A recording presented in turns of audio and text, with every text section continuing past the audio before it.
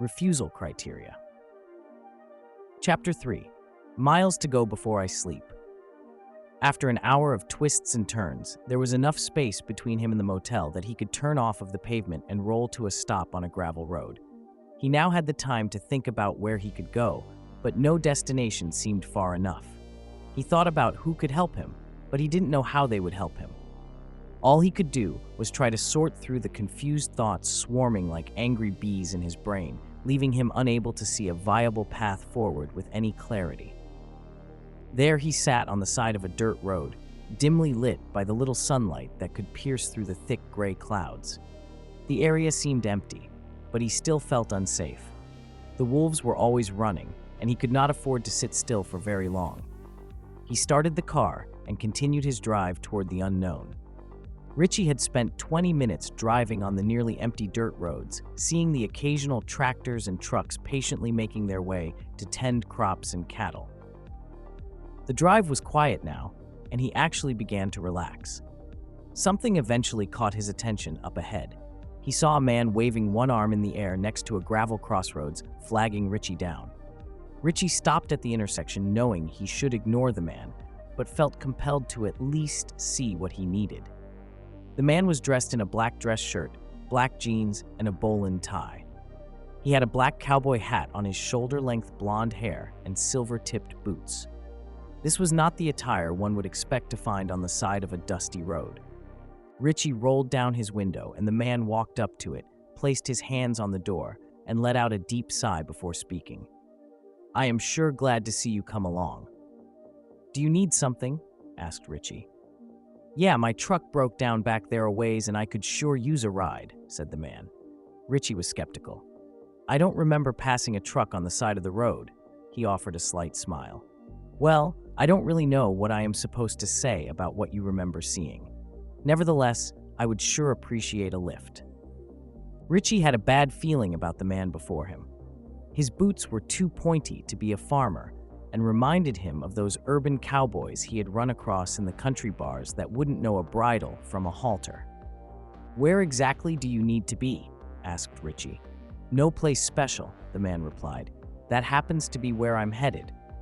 Richey thought about hitting the gas and leaving him choking on dust, but some human contact would not be the worst thing in the world. After all, what harm could it do? "What's your name?" asked Richey. "Sam," answered the man. "Well, Sam, I suppose I could give you a ride to Springston, but once I get you there, you're on your own." "Fair enough. Thanks." The stranger climbed in and sat quietly, staring out the passenger window, watching the fields and farmsteads flow by. Not a word was spoken, which was fine with Richey. He was not much of a conversationalist. It was calming to have another person in the car with him. It eased the longing feeling of loneliness that had previously been his co-pilot. His confidence rose, and his nerves settled to some extent with the addition of his passenger, making Richey wish Springston was a little farther down the road than it was. After a few more minutes of driving, they had reached Springston and pulled into the gas and go. Sam opened his door and hesitated. "Thanks for the ride. They have an ATM. Why don't you let me go inside and get you some gas money?" "If you think you should," responded Richey. The moment Sam had gotten out of the car, Richey's heart began to race again, and the itch of adrenaline crept up the back of his neck. Richey realized he was making a mistake by sitting so long. He had to keep moving. He had to get away. The wolves never stopped as he rubbed his temples, trying to ease the sharp pain that had suddenly returned to throb in his head. Richey decided to turn the radio back on to calm down and relax. The range of the dial he had been listening to had been reduced to static. No news, no commercials, and not even any music. Just empty static, prompting him to shut it off. Once inside the store, Sam had a perfect view of Richey through the tinted window behind the ATM. After he withdrew his money, Sam stood studying Richey, adjusting mirrors and darting his head left to right as he became increasingly agitated. Richey soon realized that Sam had been inside way too long. Who was he calling? Richey's eyes darted from window to window and mirror to mirror. He started the car and dropped it into gear. With one foot resting on the gas and the other depressing the brake, Richey was prepared to bolt at the first sign of trouble. When Sam emerged from the building and approached the car, Richey called out, "Get in! Hurry!" Sam still had one foot on the pavement when Richey punched the gas. The force of the acceleration pinned Sam to the passenger seat, as he was barely able to pull his foot into the car before the passenger door slammed shut. "Jesus! Where's the fire?" But Richey stared intently in the rearview mirror as the car squealed, its tires barreling around sliding turns as a random pattern was run through a dozen city blocks. "Slow down!" Sam shouted. Sam's voice jolted Richey from his panic. The worst thing that could happen right now was getting pulled over. Richey stopped on a side street. "Take the wheel. I'm too worked up for city driving right now. I'll get us caught." Sam was not about to argue. He had no desire for any more high-speed chases, especially when there is no one chasing. He jumped out and went around the back towards the driver's side. He stopped behind the trunk. Every instinct told him to just walk away from this maniac and whoever was chasing him, but something held him there. The mystery of this situation was just too intriguing. Besides, he had to know what this guy was running from. Or even more interesting, what was he protecting? Stolen money from a bank robbery? Drugs stolen from a drug dealer?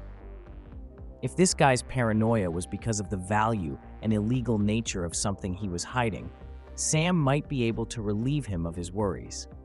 And if Sam's hunch was right, Richey would have no one to report the crime to. Whatever he was running from would keep pursuing him while Sam slipped away like a ghost in the night. Sam resumed his walk around the back and to the driver's side door. By the time he had opened it, Richey had slid into the passenger seat and was already adjusting the visor mirror to monitor the road behind them. Once settled in, Sam asked, "Where to?" After a few silent moments for thought, Richey said, "North and west, and don't speed."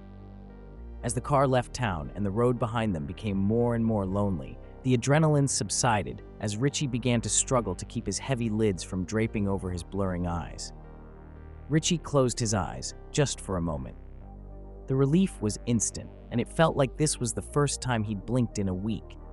The fact was, he had not slept more than 20 minutes at a time since it happened. Now drunk with fatigue, he nodded and jerked in a struggle that ended with his head resting against the passenger side window. With the car moving north and no scent behind them, Richey fell into a coma-like sleep. Richey awoke with a jolt. With his head on a swivel, he quickly determined that they were parked at the gas pump of a Flying J with no key in the ignition. Richey jumped from the car and ran to the trunk. He knew it would be empty, and Sam long gone.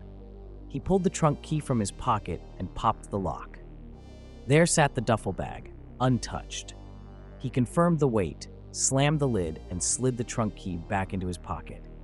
When he turned to go inside, Sam was standing just outside the door of the J, holding a 44-ounce fountain drink and some pigskins, watching him. In fact, Sam had walked out about the same time Richey jumped out of the car. He watched Richey pull the trunk key out of his pocket, confirming where the prize was hidden, and noted that Richey put the key back in his pocket. Sam had the key ring to the olds in his hand, and the missing trunk key had not gone unnoticed. He could have tried to pry the trunk open, but what if it woke Richey up, or what if the trunk was not the hiding place? All would be for naught. He had not driven this maniac halfway across the country to come up empty-handed. When Richey returned to the passenger seat, Sam continued to the driver's side. "How long was I out?" "About 12 hours. "Where are we?" "South Dakota." "Keep going north." "No, we don't want to hit the border. Turn west. We passed 90 about 10 miles back. We can take that west." Sam took his eyes off Richey and onto the road. This guy was a mess, constantly in and out of sleep. He was jumping through the roof when he woke up and staring intently into the rearview mirrors until he passed out again. Sam didn't feel safe with Richey driving, but he was running on fumes himself and was beginning to worry about nodding off at the wheel. Richey fell back asleep, jerking and mumbling for another 2 hours. Sam couldn't make out what he was saying, but fear he exhibited made Sam question how long he wanted to be in this car with him. Sam found a secluded spot well off the highway and shut the car off.